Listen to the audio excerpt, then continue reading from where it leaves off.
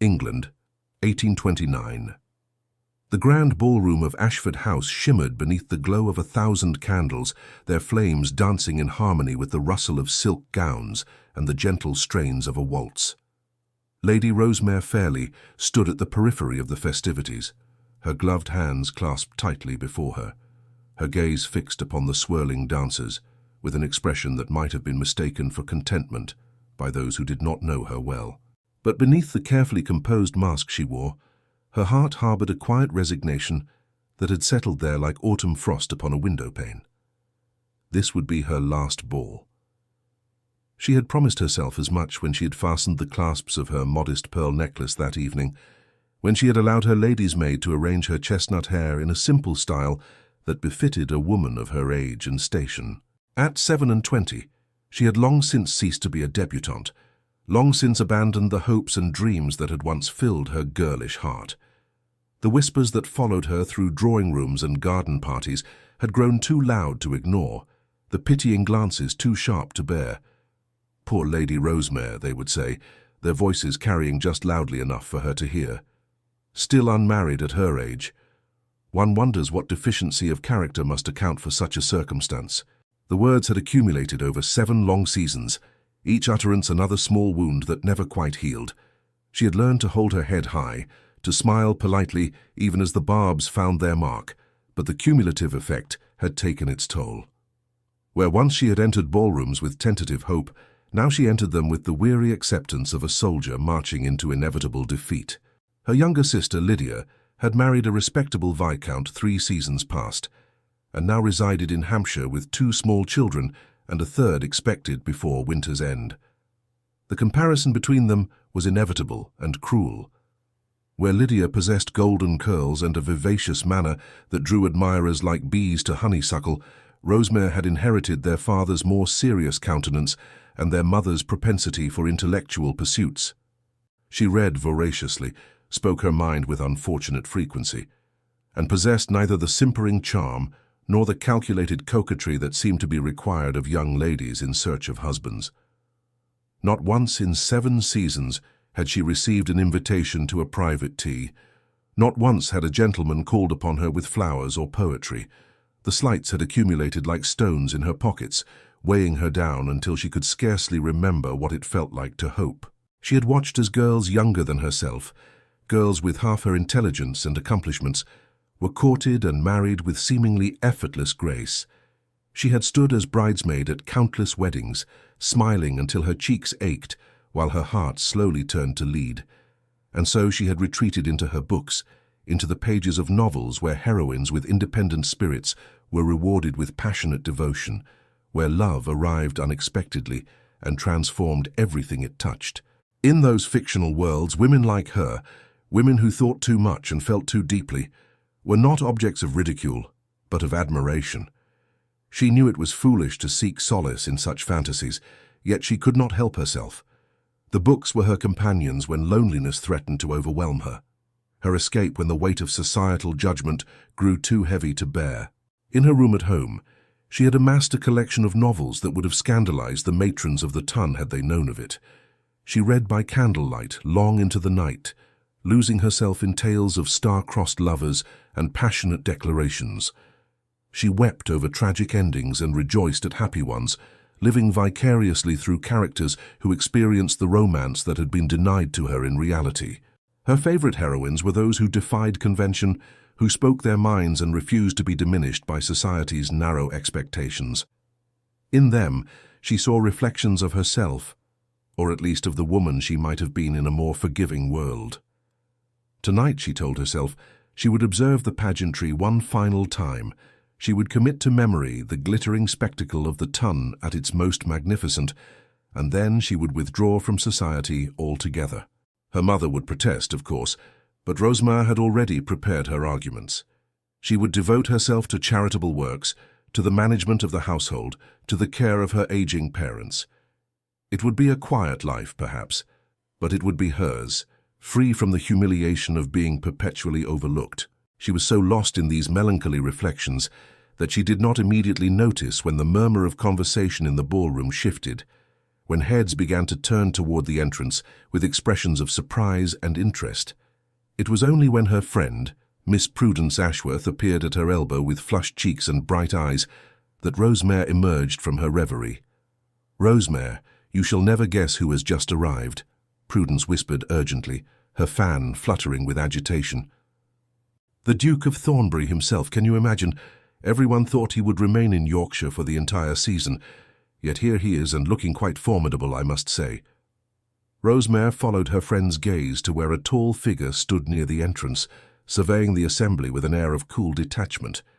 Even from a distance, the Duke of Thornbury commanded attention. He was a man of perhaps 35, with dark hair that fell in waves across his forehead, and features that were aristocratic in their severity. His evening clothes were impeccably tailored, his bearing that of a man accustomed to deference and respect. There was something in the set of his shoulders, in the way he held himself apart from the crowd, that suggested a soul as solitary as her own. "I wonder what brings him to London," Prudence continued, her voice alive with speculation. "They say he has not attended a ball in 3 years, not since his wife passed. Poor man, to lose her so young, and in childbed no less. One can hardly imagine the grief he must have endured." Rosemare felt a pang of sympathy for the Duke, even as she told herself it was absurd to feel anything for a man she had never met, a man who moved in circles far above her own. The Duke of Thornbury was one of the wealthiest and most powerful men in England, possessed of vast estates and considerable political influence. He would have no reason to notice someone like her, no cause to acknowledge her existence. And yet, as if drawn by some invisible thread, the Duke's gaze swept across the ballroom and came to rest upon her. For a moment that seemed to stretch into eternity, their eyes met, and Rosemare felt a shock of recognition that defied all logic. It was as though he saw past the plain gown and the unfashionable hairstyle, past the armor of resignation she had so carefully constructed, to something essential and true that lay beneath. The intensity of his gaze left her breathless. She had been looked at before, of course, with pity, with disdain, with casual dismissal, but never like this. Never with such focused attention, as though she were the only person in the crowded ballroom worthy of notice. Her heart began to beat an erratic rhythm against her ribs, and she felt heat rise to her cheeks, despite her best efforts at composure. Then the moment passed. The Duke inclined his head in the barest suggestion of acknowledgement, before turning to greet his host, and Rosemare was left wondering if she had imagined the entire exchange. Perhaps it had been merely a trick of the candlelight, a projection of her own desperate longing onto an indifferent stranger. "Did you see that?" Prudence breathed, her eyes wide with astonishment. "He looked directly at you, Rosemare, I swear it upon my honor. And not just a passing glance, he truly looked at you, as though committing your face to memory." "You are mistaken," Rosemare replied firmly, though her heart had begun to beat with an unfamiliar rhythm. "The Duke was merely scanning the room. There is no reason he should take particular notice of me." But even as she spoke the words, she found herself unable to look away from where the Duke stood in conversation with Lord Ashford. There was an intensity to his presence that both unsettled and intrigued her, a sense that beneath his controlled exterior lay depth she could scarcely fathom. She watched as he moved through the crowd, noting how people parted before him like waves before the prow of a ship, how they sought his attention with barely concealed eagerness. He was courteous to all, yet distant, as though some part of him remained forever separate from the glittering world around him. The evening proceeded much as all such evenings did. Rosemare declined several invitations to dance from elderly widowers and younger sons, seeking to ingratiate themselves with her father, preferring to remain in her position of observation. She watched as debutantes giggled and flirted, as matrons gossiped behind their fans, as the complex social machinery of the ton turned with its usual precision. She catalogued each familiar face, each predictable interaction, telling herself that she would not miss any of it. Near the refreshment table, she overheard a group of young ladies discussing the Duke in hushed, excited tones. "He is even more handsome than I remembered," one of them sighed. "And so tragically romantic, mourning his wife all these years. Do you suppose he might be ready to marry again?" "My mother says he must," another replied. "He needs an heir after all." But who could possibly compare to the late Duchess, They say she was a paragon of virtue and beauty, accomplished in every art. I cannot imagine any of us measuring up to such a standard." Rosemare turned away from the conversation, feeling the familiar ache of inadequacy settle over her like a shroud. If the Duke were indeed seeking a new wife, he would have his choice of the season's most accomplished debutantes. Beautiful, young, perfectly trained in all the feminine arts, they would line up for the privilege of becoming his duchess. What use would he have for a 27-year-old spinster whose chief accomplishments were reading Greek philosophy and expressing opinions that made her elders uncomfortable? It was nearly midnight when she decided to seek refuge in the library, a room she knew Lord Ashford kept well stocked for guests who shared her bookish inclinations. She slipped away from the ballroom unnoticed, grateful for the relative quiet of the corridor beyond. The sounds of music and laughter faded as she walked, replaced by the gentle tick of a long-case clock and the whisper of her skirts against the marble floor. The library, when she reached it, was blessedly empty, lit only by the glow of a dying fire in the hearth. She moved toward the shelves with a sense of homecoming, running her fingers along the leather spines until she found a volume of poetry that she had read before and loved. Lord Byron, whose scandalous personal life had made him both celebrated and reviled, but whose words spoke to something wild and unfettered in her own soul. She had just settled into a chair by the fire, the book open in her lap, when the door opened behind her. Expecting to see a servant or perhaps another refugee from the festivities, she looked up with a polite smile that froze upon her lips when she saw who stood in the doorway. The Duke of Thornbury regarded her with an expression she could not decipher, his dark eyes thoughtful in the firelight. For a long moment, neither of them spoke. The silence stretched between them, heavy with unspoken questions and possibilities. Rosemare's mind raced, searching for something appropriate to say, some explanation for her presence in what was, after all, a private room far from the supervised safety of the ballroom. Then, with a grace that belied his considerable height, the Duke stepped into the room and closed the door behind him. The click of the latch seemed unnaturally loud in the quiet space, and Rosemare felt her breath catch in her throat. This was improper, scandalously so. If they were discovered alone together, her reputation, such as it was, would be utterly destroyed. "Forgive me," the Duke said, his voice a rich baritone that seemed to resonate in her very bones. "I did not mean to intrude upon your solitude. I came in search of escape, and found instead what I did not know I was seeking." Rosemare felt heat rise to her cheeks at the cryptic remark. She rose from her chair with as much dignity as she could muster, clutching the book before her like a shield. "Your Grace, I should return to the ballroom. It would not be proper for us to be alone together.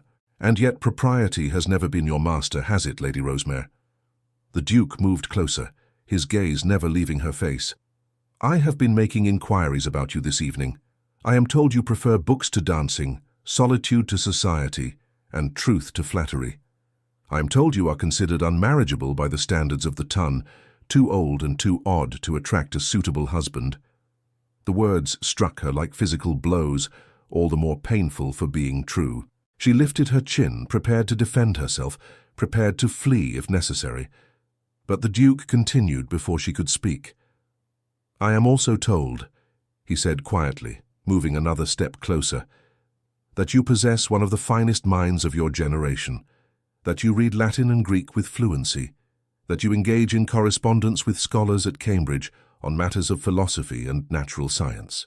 I am told that you volunteer at hospitals and orphanages, that you are generous to your father's tenants, that children and animals trust you instinctively.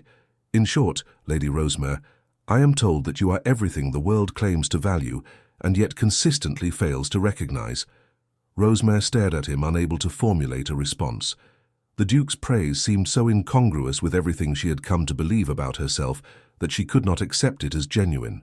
Surely this was some elaborate jest, some cruel game designed to humiliate her further. And yet there was no mockery in his expression, no hint of insincerity in his steady gaze. "Why do you say such things?" she managed at last, her voice barely above a whisper. "We have never been introduced. You know nothing of me beyond idle gossip." "On the contrary," the Duke replied, "I know a great deal about you. I have known of your existence for some time, though we have not met formally. My late wife spoke of you with great admiration. You corresponded with her on matters of literature during the year before her death. She considered you a kindred spirit."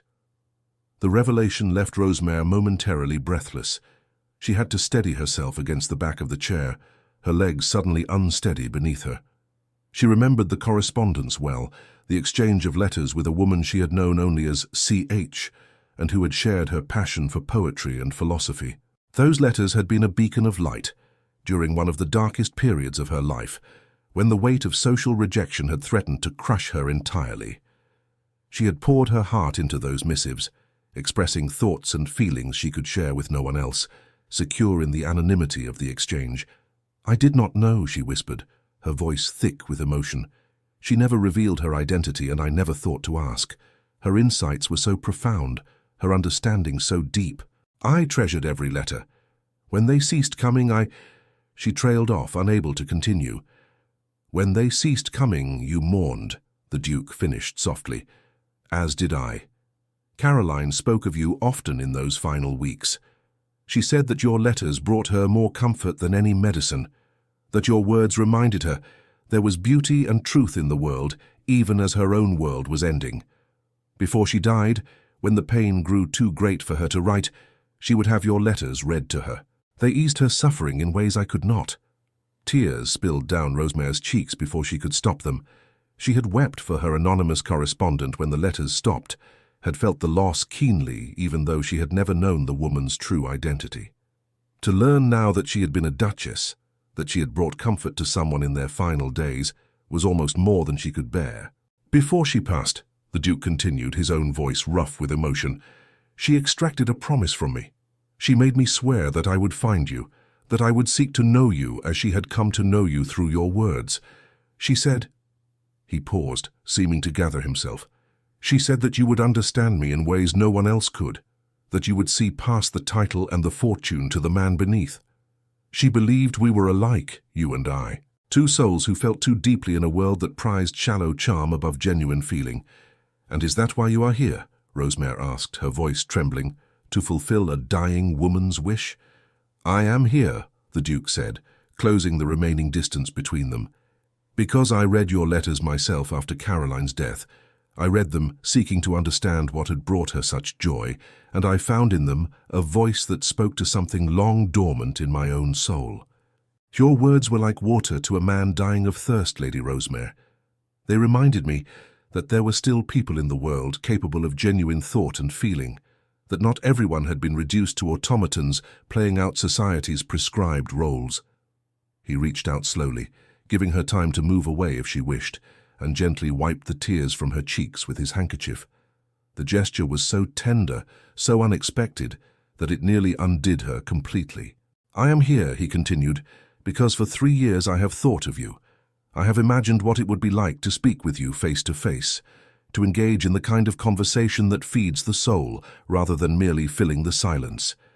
I am here because I wish to know if the woman who wrote those letters is as remarkable as her words suggest."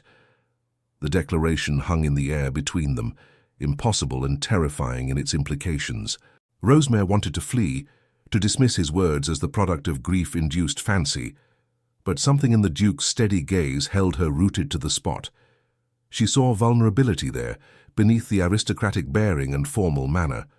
She saw loneliness that matched her own, a hunger for connection that had gone long unfed. "You cannot mean this," she said desperately, even as hope began to unfurl in her chest like the first green shoots of spring. "You are a duke. You could have your pick of any young lady in England. Why would you fix your interest upon me?" "Because I am weary of simpering girls who can speak only of fashion and gossip," the Duke replied with startling vehemence. "Because I am tired of empty conversation and meaningless pleasantries. Because I want a wife who can challenge me intellectually, who can be a true partner in all things, not merely an ornament to grace my dinner table. Because, Lady Rosemare, I believe you might be that woman, if you can find it in yourself to trust me."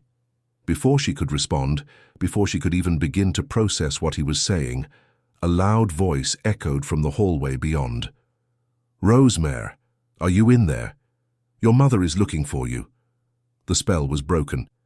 The Duke stepped back immediately, his expression once more assuming the cool detachment she had observed earlier. But his eyes remained warm, and there was a promise in them that made her heart race. "We shall continue this conversation another time," he said. "With your permission, I should like to call upon you tomorrow afternoon. Will you receive me?" Yes," Rosemare stammered, her thoughts in complete disarray. "Yes, that would be acceptable." The Duke bowed formally, and then he was gone, slipping from the library through a side door she had not noticed, with the practiced ease of a man accustomed to navigating social situations with discretion. Moments later, Prudence burst through the main door, her face alight with curiosity. "There you are. Whatever are you doing hiding in here? You look positively flushed. Are you feeling quite well?" "Perfectly well," Rosemare lied, pressing her cool hands to her burning cheeks. "I merely needed a moment of quiet. The heat of the ballroom was rather overwhelming." "Well, you've missed all the excitement," Prudence said, linking her arm through Rosemare's. "The Duke left shortly after you disappeared, which has set all the matchmaking mamas into fits of speculation.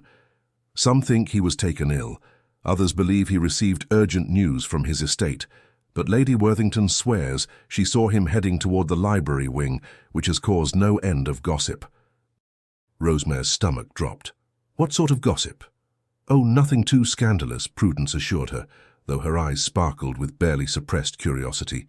"Merely speculation about whether he might have arranged a private meeting with some fortunate lady.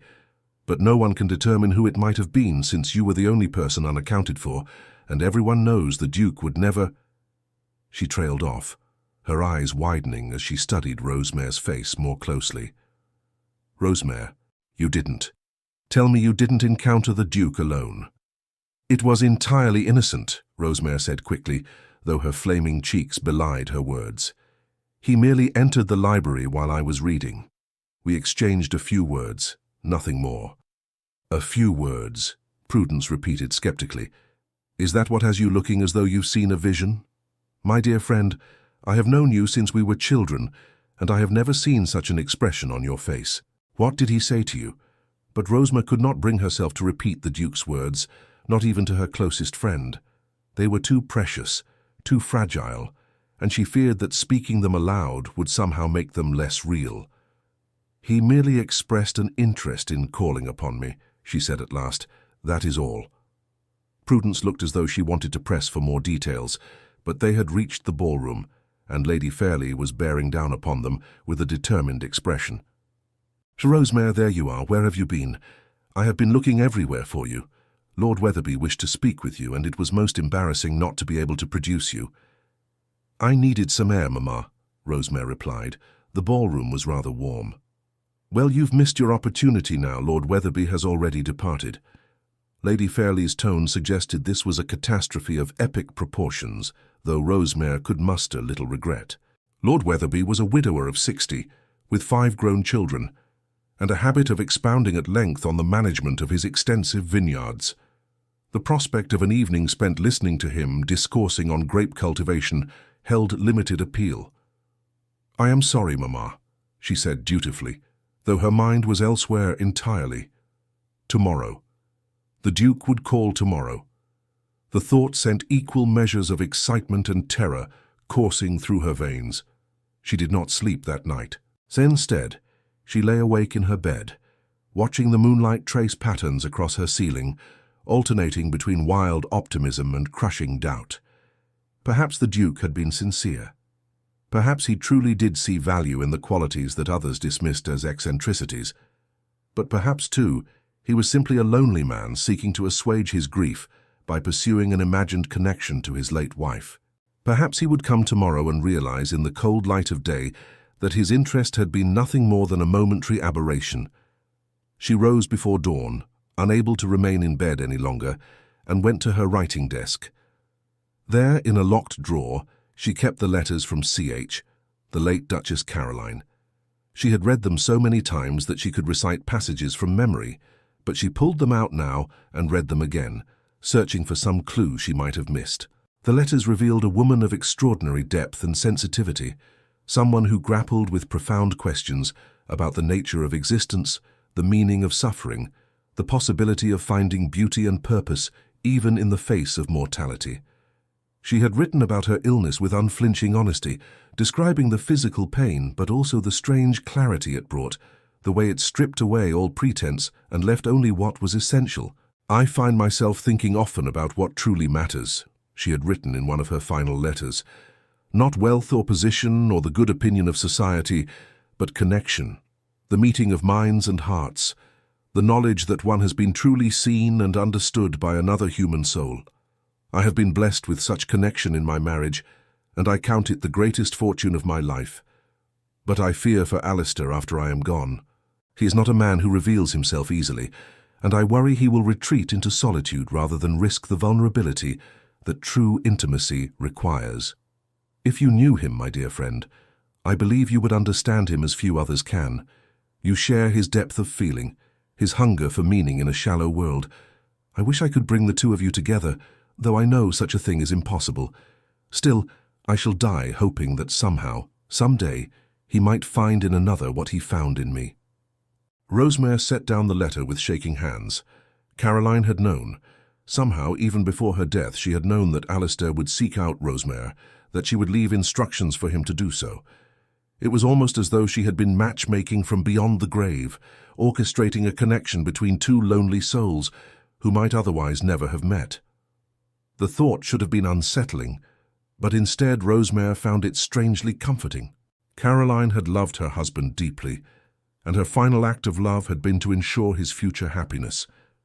There was something beautiful in that, something that spoke to a generosity of spirit that Rosemare could only hope to emulate. By morning, she had convinced herself alternately that the entire encounter had been a dream, that the Duke would not call as promised, and that she would return to her quiet existence unchanged. But at precisely 3 o'clock that afternoon, the butler announced that His Grace, the Duke of Thornbury, had arrived and requested an audience with Lady Rosemare. Her mother, Lady Fairley, nearly dropped her teacup in shock.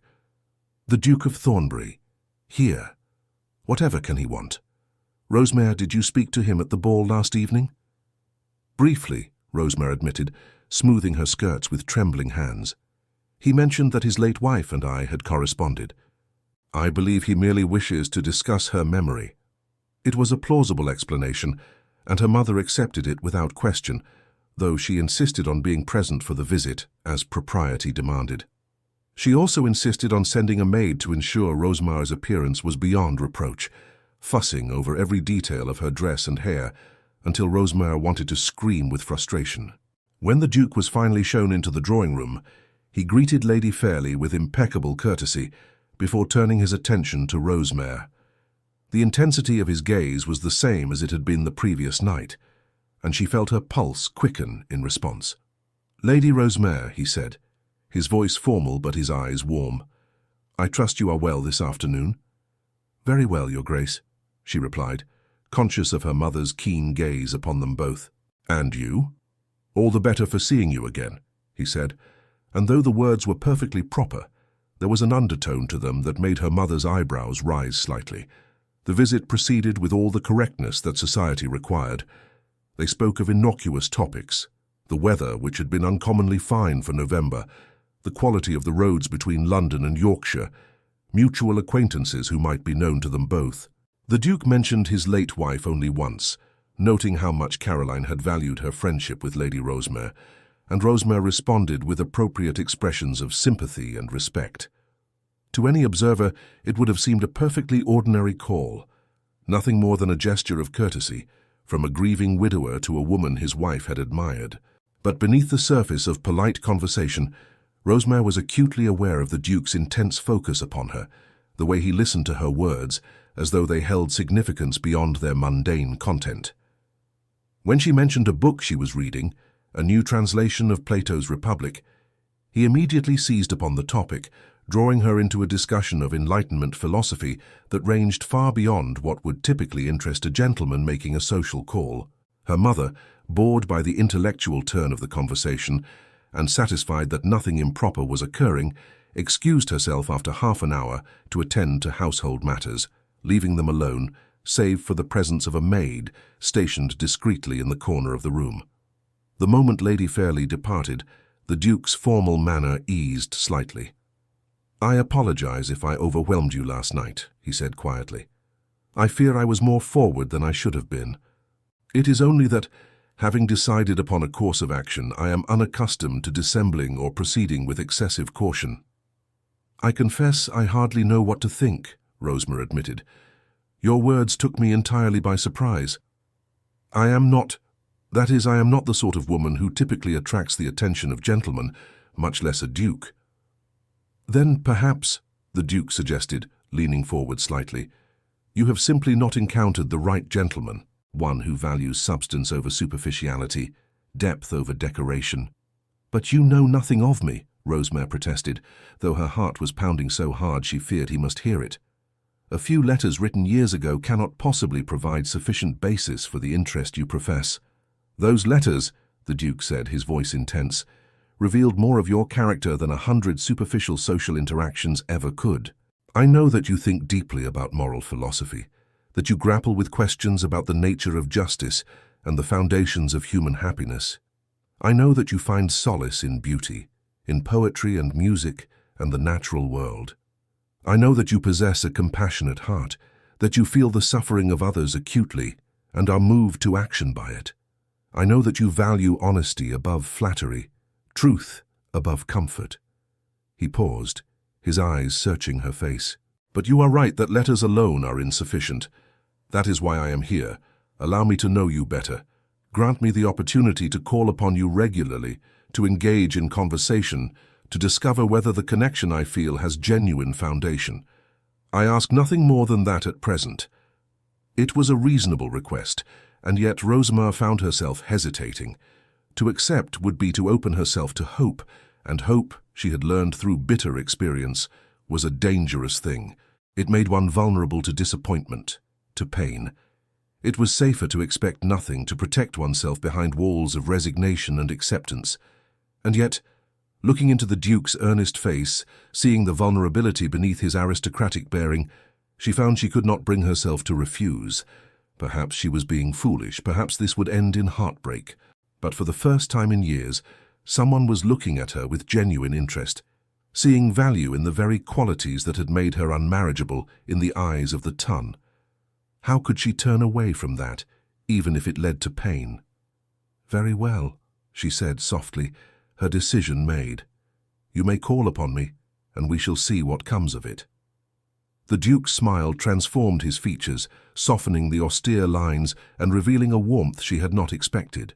For a moment she glimpsed the man beneath the title, the lonely soul who had spent 3 years in mourning, and was now cautiously emerging into the light once more.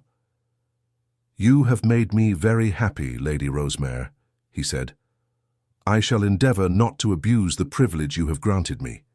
He rose to take his leave, but before departing he paused and looked back at her with an expression of such tenderness that it stole her breath.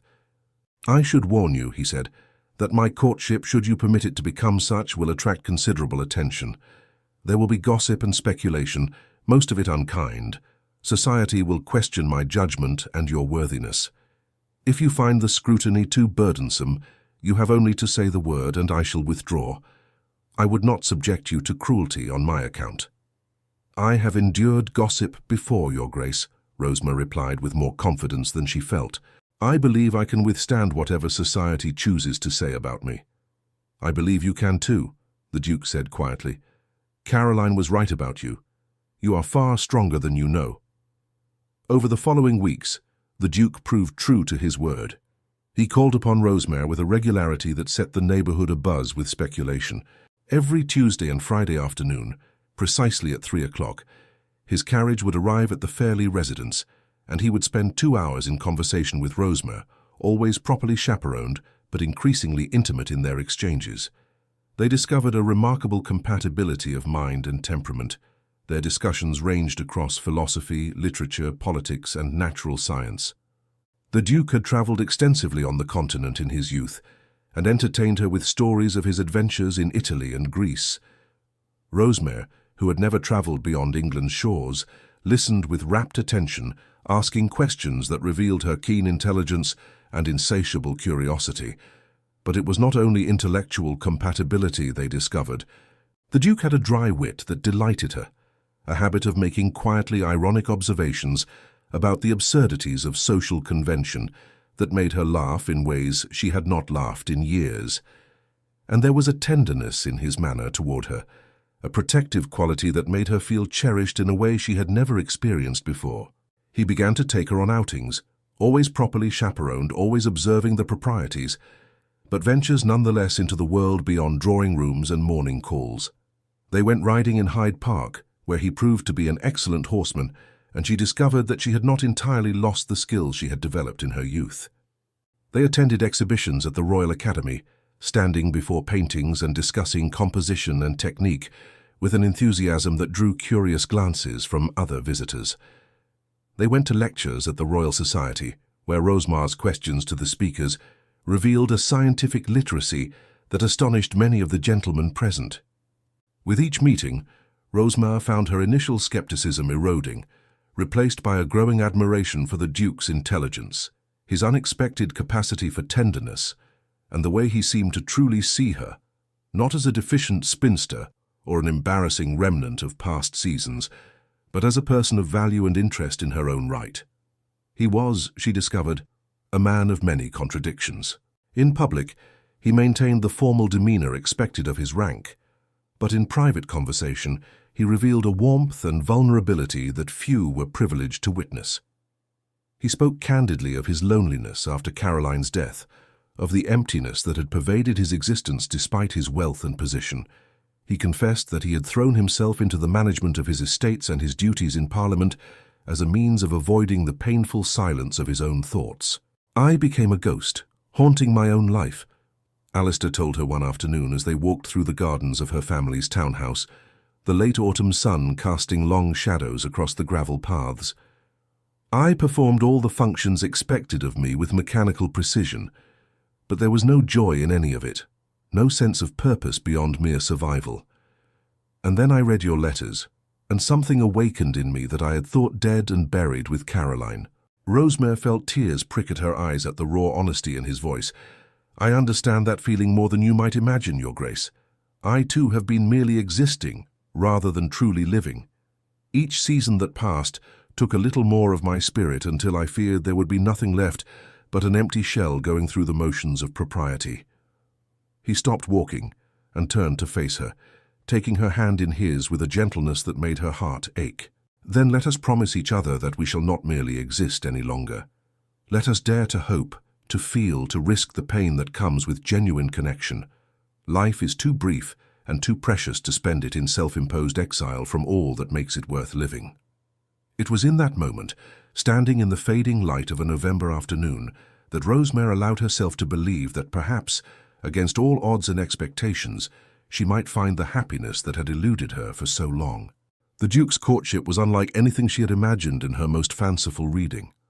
There were no grand romantic gestures or flowery declarations, but rather a steady, deliberate building of trust and understanding. He asked about her thoughts, her dreams, her opinions on matters both trivial and profound. He listened with genuine interest when she spoke, never dismissing her ideas as the fanciful notions of a woman who did not understand the complexities of the world. Yet as their connection deepened, complications arose that Rosemare had not anticipated. Her aunt, Lady Beatrice Hartwell, arrived in London with her daughter, Miss Arabella Hartwell, a young woman of 22, possessed of striking beauty and all the conventional accomplishments that Rosemare lacked. Lady Beatrice had heard rumours of the Duke's attentions to her niece and was determined to redirect his interest toward her own daughter. The campaign began with seemingly innocent visits, during which Lady Beatrice would invariably arrange to call precisely when she knew the Duke was expected. She would bring Arabella, dressed in the finest muslins and silks, her golden curls arranged in the latest fashion, her demeanour perfectly calculated to display youth, beauty and feminine charm. Arabella would play the pianoforte with accomplished skill, sing in a clear soprano voice, and engage in light, pleasant conversation that never ventured into topics that might be considered too serious or intellectual for a young lady. "My dear Rosemare," Lady Beatrice would say with false sweetness, "it is so kind of you to entertain His Grace, but surely you must grow weary of such constant attention. Why, at your age, you should be focusing on more suitable pursuits. Perhaps you might consider retiring to the countryside, where you could be of use to your aging parents. Arabella, darling, do show the Duke that watercolor you completed of the Lake District. She has such a delicate hand with landscapes." Alistair bore these intrusions with remarkable patience, responding to Arabella's performances with polite appreciation, while never allowing his attention to stray from Rosemare for more than a moment. But Rosemare could not help but make the inevitable comparisons. Arabella was everything she was not: young, beautiful, accomplished in all the feminine arts that society valued. When Arabella sang, her voice was like a nightingale's. When Rosemare attempted to sing, she could barely carry a tune. When Arabella played the pianoforte, her fingers danced across the keys with effortless grace. Rosemare had long since abandoned the instrument, finding her talents lay elsewhere. When Arabella conversed, she was charming and agreeable, never expressing an opinion that might challenge or disturb. Rosemare had never mastered the art of saying nothing with pleasant words. One particularly trying afternoon, after Lady Beatrice and Arabella had departed, following an extended visit during which they had monopolized much of the conversation, Rosemare found herself unable to maintain her composure any longer. Alistair had stayed behind, sensing her distress, and they sat together in the drawing-room as dusk gathered outside the windows. "You must see how ridiculous this is," Rosemare said, her voice tight with emotion she could no longer contain. "Lady Beatrice is right, though her motives are transparent. Arabella is young and beautiful, accomplished in every way that matters to society. She would make you a far more suitable duchess than I ever could. She could grace your ballrooms and entertain your guests with charm and elegance. She could give you airs without the concerns that come with a woman of my advanced years. Why persist in this courtship when you could have someone so much more appropriate?" Alistair's expression darkened with an emotion she had never seen in him before. Not anger, precisely, but something akin to fierce determination. He rose from his chair and moved to kneel before her, taking both her hands in his with an urgency that startled her. "Do you truly believe," he said, his voice low and intense, "that I have spent 3 years in mourning, 3 years reading and rereading your letters, 3 years imagining what it would be like to meet the woman whose words spoke to my soul, only to be swayed by a pretty face and an ability to play the pianoforte? Do you think so little of me or of yourself that you cannot conceive I might value substance over superficiality?" "I think," Rosemare said, tears spilling down her cheeks, "that I am terrified. I am terrified that this is all some beautiful dream from which I shall awaken to find myself alone once more. I am terrified that you will come to your senses and realize what everyone else already knows, that I am too old, too plain, too peculiar to be the wife of a duke. I am terrified that Lady Beatrice speaks the truth when she says I am making a fool of myself by accepting your attentions." "Then let me tell you what I see when I look at you," Alistair said, reaching up to gently wipe the tears from her face. "I see a woman of extraordinary intelligence and depth of character. I see someone who has endured years of unkindness and rejection without allowing it to embitter her heart or diminish her capacity for compassion. I see the woman whose letters reminded me what it meant to feel, to hope, to believe that connection between two souls was possible even in the midst of grief and loneliness. I see the only woman I have met since Caroline's death, who makes me want to fully rejoin the world of the living." He paused, his dark eyes searching her face with an intensity that took her breath away. "I see the woman I wish to marry, if she will have me. Not because Caroline wished it, though I am grateful for her wisdom in bringing us together. Not because I require a wife to fulfill societal expectations or produce an heir, though those considerations have their place, but because, Rosemare Fairley, I have come to love you. I love your brilliant mind and your generous heart. I love the way you challenge me intellectually and the way you make me laugh with your dry observations about the absurdities of the ton. I love your courage in remaining true to yourself, despite years of pressure to conform.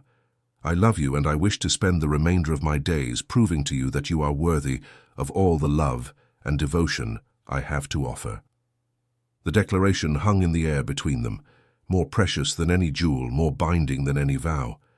Rosemare stared at him through her tears, scarcely able to believe what she was hearing. The Duke of Thornbury, one of the wealthiest and most powerful men in England, was kneeling before her, declaring his love, asking her to be his wife. It was beyond anything she had dared to imagine, beyond the wildest flights of fancy in the romantic novels she had read to console herself during long, lonely nights. "I love you too," she whispered, the words emerging from some deep place within her that had been locked away for so long she had forgotten it existed. "I think I began to love you that first night in the library, when you looked at me as though I mattered, as though I were worth seeing.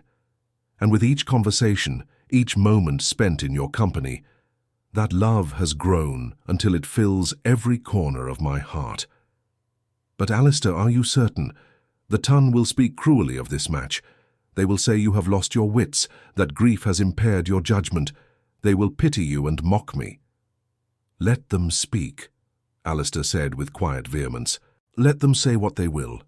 The opinion of society matters nothing to me compared to the prospect of a life lived with you by my side. Caroline taught me that true happiness comes not from meeting others' expectations, but from having the courage to follow one's heart, even when that path leads somewhere unexpected. She would be overjoyed to know that I had found love again, and with the woman she herself chose for me." He rose and drew her to her feet, still holding her hands in his. "Marry me, Rosemare, be my duchess, my partner, my companion in all things. Let us build a life together based not on what society demands, but on what our hearts require. Let us prove that there is more than one path to happiness, and that the unconventional choice can be the right one." "Yes," Rosemare said, her voice stronger now, filled with a certainty that surprised her. "Yes, I will marry you, Alistair Hawthorne. I will be your duchess and your wife, and I shall endeavour every day to be worthy of the love you have offered me." The kiss that followed was tender and sweet, a sealing of promises made and accepted. When they finally drew apart, Rosemare felt as though she had been transformed, as though the weight she had carried for so many years had been lifted, leaving her lighter and freer than she had ever been. The announcement of their engagement, when it came, caused precisely the scandal Alistair had predicted. The drawing rooms of London buzzed with gossip and speculation. How could the Duke of Thornbury, so recently emerged from mourning, choose to marry a woman 7 years past her prime, when he could have his pick of the season's most beautiful debutantes? What had Lady Rosemare Fairley done to ensnare him? Was it true that she had been corresponding with the late Duchess and had used that connection to worm her way into the Duke's affections? Lady Beatrice was particularly vocal in her disapproval, taking every opportunity to express her dismay at her niece's presumption. "It is most irregular," she proclaimed at Lady Worthington's afternoon tea, her voice pitched to carry across the room. "One can only assume that poor Arabella's youth and beauty intimidated Rosemare into acting with unseemly haste to secure the Duke's proposal before he came to his senses. Mark my words, the marriage will not be a happy one. How can it be, when founded on such an unequal match?" But for every voice raised in criticism, there were others who defended the match. Prudence Ashworth became Rosemare's most stalwart champion, declaring to anyone who would listen that her friend possessed more wit, wisdom, and genuine worth than all the season's simpering debutantes combined. Several older ladies who had known and admired the late Duchess Caroline spoke approvingly of the match, noting that Caroline herself had been a woman of intellectual bent and that it was fitting the Duke should choose a second wife who could engage him on that level. Most surprisingly, support came from an unexpected quarter. The Duke's mother, the Dowager Duchess of Thornbury, arrived in London expressly to meet her future daughter-in-law. She was a formidable woman in her 60s, possessed of the same penetrating intelligence that characterized her son, and Rosemare approached their first meeting with considerable trepidation. The Dowager Duchess received her in the morning room of Thornbury House, studying Rosemare with shrewd eyes that missed nothing. For a long moment she said nothing, merely observing, and Rosemare felt her old insecurities rising to the surface. Here was another person who would find her lacking, another voice to join the chorus of those who questioned the wisdom of Alistair's choice. Then the Dowager Duchess smiled, an expression that transformed her austere features, and revealed where her son had inherited his unexpected warmth.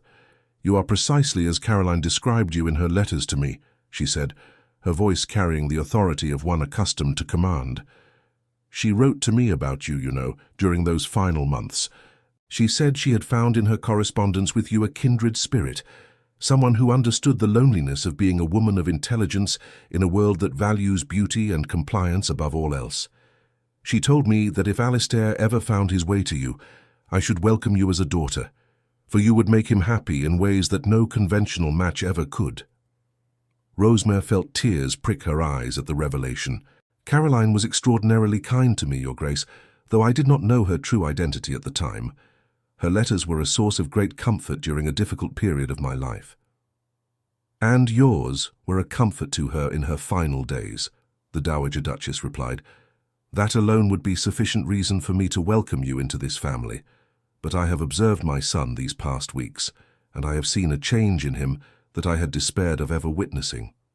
He is alive again, truly alive, in a way he has not been since Caroline's death. That is your doing, Lady Rosemare, and for that I am more grateful than I can express. She rose and came to take Rosemare's hands in hers, her grip firm and warm. You will face challenges in your new role. There will be those who question your suitability, who watch for any sign of weakness or inadequacy. But you must remember that being a duchess is not about conforming to others' expectations. It is about using your position to do good, to make a difference in the world, to be true to yourself while honoring the responsibilities that come with rank and privilege. I believe you have the strength and character to meet those challenges, and I promise you that you will have my full support. The Dowager Duchess's approval silenced many of the harshest critics, and gradually the tenor of the gossip began to shift. Instead of focusing on what made the match unsuitable, society began to speculate about the romance of it all. The grieving widower finding love again, the overlooked spinster discovering happiness at last. It became a story that appealed to romantic sensibilities, particularly after it became known that the late Duchess herself had fostered the connection between Rosemare and Alistair. The wedding took place on a cold December morning at the Duke's estate in Yorkshire. Rosemare had insisted on a private ceremony, attended only by immediate family and closest friends. She had endured enough public scrutiny during the engagement and wished for their actual wedding to be an intimate affair, focused on the promises they were making to each other rather than on spectacle and display. She wore a gown of ivory silk, simply cut but exquisitely made, with Brussels lace at the sleeves and neckline. Her mother had tried to convince her to wear something more elaborate, something that would make a grand statement, but Rosemare had remained firm. This was to be a celebration of genuine feeling, not a theatrical performance for society's entertainment. As she walked down the aisle of the small chapel on her father's estate, toward where Alistair waited at the altar, Rosemare felt a sense of rightness settle over her, like a benediction. This was where she was meant to be, with this man who had seen past all the barriers she had erected and found the woman beneath worthy of love. When Alistair took her hand and spoke his vows, his voice was steady and sure, his eyes holding hers with an intensity that left no room for doubt. I, Alistair Charles Hawthorne, take thee, Rosemare Elizabeth Fairley, to be my wedded wife, to have and to hold from this day forward, for better, for worse, for richer, for poorer, in sickness and in health, to love and to cherish, till death us do part. And when it was her turn, Rosemare spoke her own vows with a confidence she had never possessed before, her voice clear and unwavering. I, Rosemare Elizabeth Fairley, take thee, Alistair Charles Hawthorne, to be my wedded husband, to have and to hold from this day forward, for better, for worse, for richer, for poorer, in sickness and in health, to love and to cherish, till death us do part. The kiss that sealed their marriage was tender and full of promise, and when they turned to face their assembled guests as the Duke and Duchess of Thornbury, Rosemare felt as though she had finally come home. The wedding breakfast that followed was a joyous affair, filled with toasts and well-wishes. Even Lady Beatrice managed to offer congratulations, though her smile never quite reached her eyes. Arabella, to her credit, seemed genuinely happy for her cousin, perhaps relieved to no longer be thrust into competition for a man she had never truly wanted. But the moment Rosemare treasured most came later, when she and Alistair were finally alone in the carriage that would take them to Thornbury House for their wedding night. He took her hand in his and raised it to his lips, his eyes warm with love and gratitude. "Thank you," he said softly. for having the courage to believe in this in us, when every rational consideration argued against it. Thank you for seeing past my title and fortune to the man beneath. Thank you for agreeing to spend your life with me. I should be thanking you, Rosemare replied, her voice thick with emotion. You gave me back my life, Alistair. You made me believe that I was worthy of love, that my unconventional nature was not a deficiency, but a strength. You saw value in qualities that society dismissed, and in doing so, you transformed everything. Then let us agree to be grateful to each other, Alistair said with a smile, and to Caroline, whose love was generous enough to extend beyond her own life. She brought us together, but what we have built is ours alone. The months that followed their marriage were among the happiest of Rosemare's life. Alistair proved to be everything she had hoped for in a husband and more.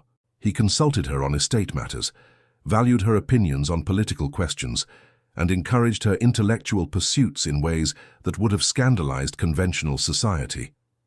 Together, they established a salon at Thornbury House, inviting scholars, writers, and thinkers for evenings of stimulating conversation and debate. Rosemare flourished in this environment, her natural intelligence and curiosity finally given free rein. But it was not all intellectual pursuits and serious discussion. Alistair had a playful side that emerged in their private moments, a capacity for joy and laughter that had been suppressed during his years of mourning.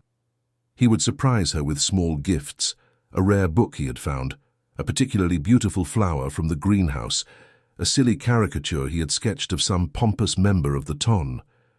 They took long walks through the grounds of his various estates, discussing everything and nothing, simply enjoying each other's company. Rosemare also discovered that she possessed a talent for the duties of a duchess that surprised even herself. While she would never be the sort to obsess over fashion or delight in vapid social calls, she found purpose in using her position to help others. She became actively involved in charitable work, particularly in education for poor children and support for women in difficult circumstances. The Dowager Duchess became her mentor and friend, teaching her how to navigate the complexities of aristocratic society while remaining true to her own values. One afternoon in early spring, nearly 6 months after their marriage, Rosemare sat in the library at Thornbury House, surrounded by correspondence related to a new school she was helping to establish for girls from impoverished families. Alistair entered and found her there, her brow furrowed in concentration as she reviewed budgets and curricula. He came to stand behind her chair, placing his hands gently on her shoulders. "You work too hard, my love. The correspondence can wait until tomorrow." "But I want to have everything prepared for the committee meeting next week," Rosemare protested, even as she leaned back into his touch. "If we can demonstrate that our approach is both practical and affordable, we shall have a much better chance of securing support from other members of the ton." "You shall convince them regardless," Alistair said with quiet confidence. "You have a gift for making people see what is possible, for inspiring them to be better than they imagined they could be. It is one of the many reasons I love you." Rosemare set down her pen and turned in her chair to look up at him. "Do you ever regret it, Alistair? Choosing me over someone younger, someone who could have given you an heir without difficulty, someone who would have been more conventional in her approach to being a duchess?" It was a question she had asked before, in various forms, and each time he answered with patience and love. "I have never once regretted marrying you, Rosemare. Not for a single moment. Yes, society expected me to choose differently, but their expectations mean nothing compared to my own happiness. And as for an heir," he paused, a smile playing at the corners of his mouth, "I have cousins aplenty who can inherit should we remain childless, but I confess I hope we shall not be. I should very much like to have a child with you, to watch you become a mother, to raise a son or daughter who inherits your intelligence and compassion, and your kindness and wisdom," Rosemare added softly. "Though I confess the prospect terrifies me, I am already past the age when such things come easily, and I fear—" "Fear accomplishes nothing," Alistair interrupted gently, kneeling beside her chair so their eyes were level. "We shall hope for the best and face whatever comes together, as we do all things. And if children are not to be part of our future, we shall still have a life rich in love and purpose. You are enough, Rosemare. You have always been enough." It was shortly after this conversation that Rosemare began to suspect she might be with child. She said nothing at first, fearing to raise hopes that might be disappointed, but as the weeks passed and the signs became unmistakable, she finally shared her news with Alistair. His joy was unrestrained, his concern for her well-being immediate and touching. He insisted she reduce her activities, though Rosemare refused to become an invalid, maintaining her charitable work and intellectual pursuits throughout her pregnancy. The birth, when it came in the depths of the following winter, was difficult, but ultimately successful. Rosemare was delivered of a healthy daughter with dark hair like her father's and eyes that promised to be as sharp and intelligent as her mother's. They named her Caroline Rose, in honor of the woman whose love and wisdom had brought them together. As Rosemare held her daughter for the first time, Alistair sitting beside her on the bed with his arm around her shoulders, she thought about how far she had come from that night at Ashford House, when she had believed she was attending her last ball. She had been so certain then that happiness was not meant for women like her, that she would spend her life as an object of pity and scorn. But Caroline had shown her another path, and Alistair had walked it with her. Together they had built a marriage based not on society's expectations, but on genuine love and mutual respect. They had proved that unconventional choices could lead to profound happiness, that there was more than one way to live a meaningful life. "What are you thinking?" Alistair asked softly, pressing a kiss to her temple. "I am thinking," Rosemare replied, her voice full of wonder, "that I am the luckiest woman in England. Not because I married a duke, though that has its advantages, but because I found a man who loves me not despite my unconventional nature, but because of it. Because I found someone who sees me truly and loves what he sees." "Then we are both lucky," Alistair said, gazing down at their daughter's sleeping face, "for I found the same in you." Years passed, and the story of the Duke of Thornbury and his unconventional Duchess became something of a legend among the ton. Rosemare never did become the sort of Duchess that society initially expected. She remained bookish and intellectual, more interested in establishing schools and supporting charitable causes than in hosting elaborate balls or setting fashion trends. But she earned the respect and eventually the admiration of many, including some who had initially been her harshest critics.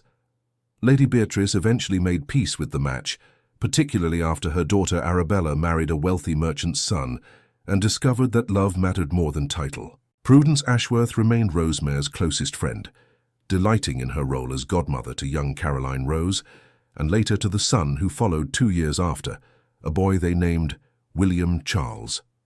The Dowager Duchess lived to see both her grandchildren born, pronouncing them perfect in every way, and declaring that Caroline had known exactly what she was doing when she brought Rosemare and Alistair together.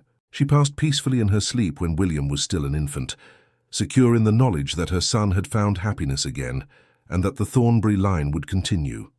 As for Rosemare and Alistair, their love only deepened with the passage of years. They remained each other's closest companions, best friends as well as lovers, partners in all things. They continued their salon, now famous throughout intellectual circles in London and beyond. They travelled together to the continent, finally allowing Rosemare to see the places she had only read about in books. They raised their children with love and wisdom, teaching them that true worth came not from title or wealth, but from character and compassion. On their 10th wedding anniversary, Alistair surprised Rosemare with a gift, a bound collection of all the letters she had exchanged with Caroline, carefully preserved and annotated. On the first page he had written an inscription in his own hand. "To my beloved Rosemare, these letters brought us together, but it is who you are, brilliant, compassionate, courageous, and true, that keeps me by your side. With all my love, always Alistair." Rosemare wept as she read those words, remembering the lonely, resigned woman she had been that night at Ashford House, the woman who had believed happiness was not meant for her. She thought of Caroline, whose generosity of spirit had reached beyond death to create this beautiful life. And she thought of all the young women who might still be where she had once been, believing themselves unworthy of love because they did not fit society's narrow definition of acceptability. "We should tell our story," she said to Alistair that evening, as they sat together in the library where they had first truly spoken. "Not for our own sake, but for others who might need to hear that there are many paths to happiness, that being different is not the same as being deficient.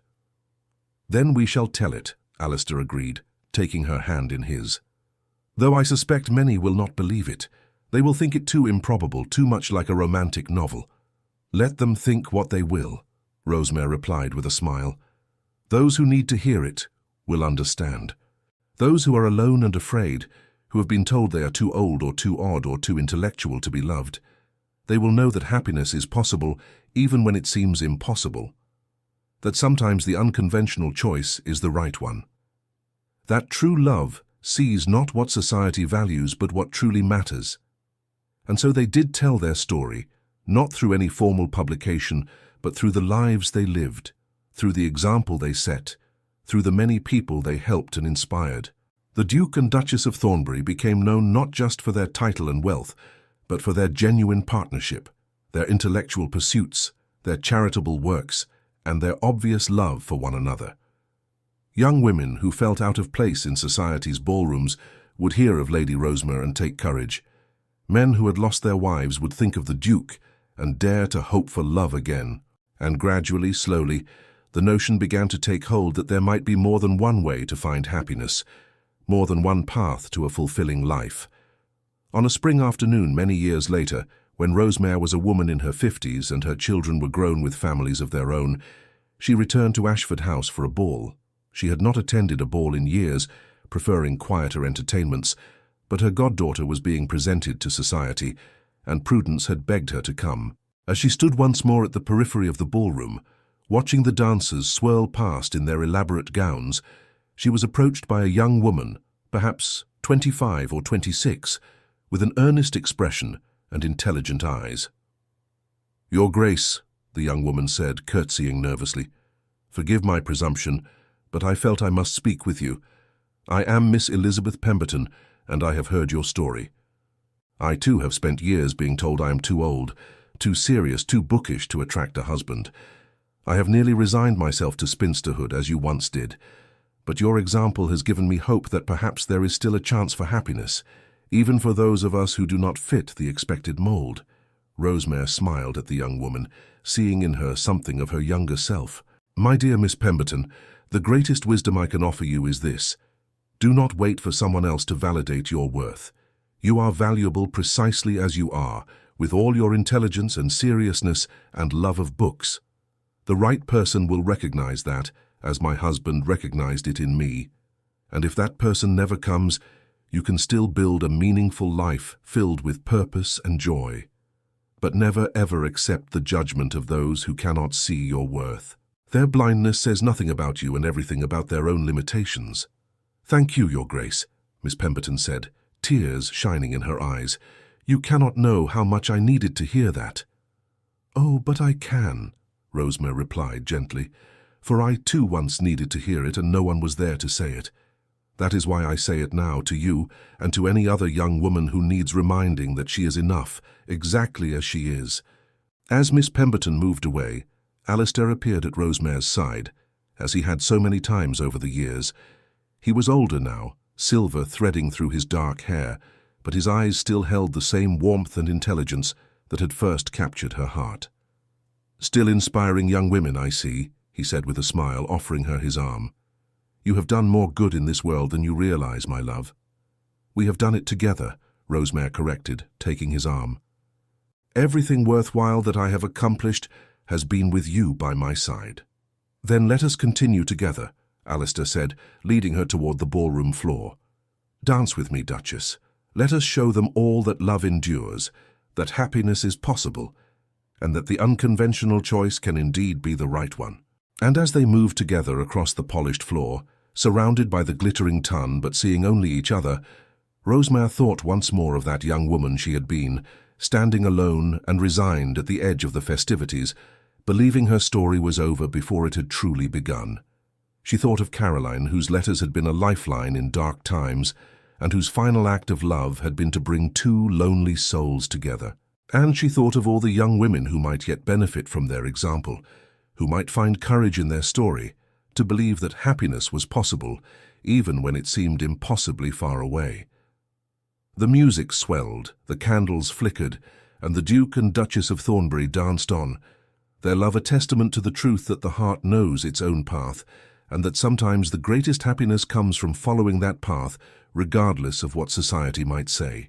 In the end, theirs was not just a love story, but a story of courage, of choosing authenticity over conformity, of finding value in what truly matters, rather than what society dictates should matter. It was a story that deserved to be told and retold, for as long as there were those who needed to hear that they too were worthy of love, that their differences were not deficiencies, and that happiness could be found in the most unexpected places. And so the story of Lady Rosemare Fairley and the Duke of Thornbury lived on, passed from generation to generation, a reminder that love sees with different eyes than society, and that sometimes the greatest romance begins not with a first glance across a crowded ballroom, but with letters exchanged between kindred spirits, with words that speak to the soul, and with the courage to believe that one is worthy of being loved exactly as one is. Oisi, thank you for staying with us until the end of this emotional journey. If this story touched your heart, we invite you to subscribe, like, comment, and share our channel. Your support inspires us to keep creating more stories of love, redemption, and breathtaking twists. Help us reach our first 2,000 subscribers, and together we'll continue sharing tales that warm the heart. At the end of this video, you'll see a suggestion for another of our historical stories. Click and let yourself be enchanted by another unforgettable tale. With all our gratitude, Echoes of Romance.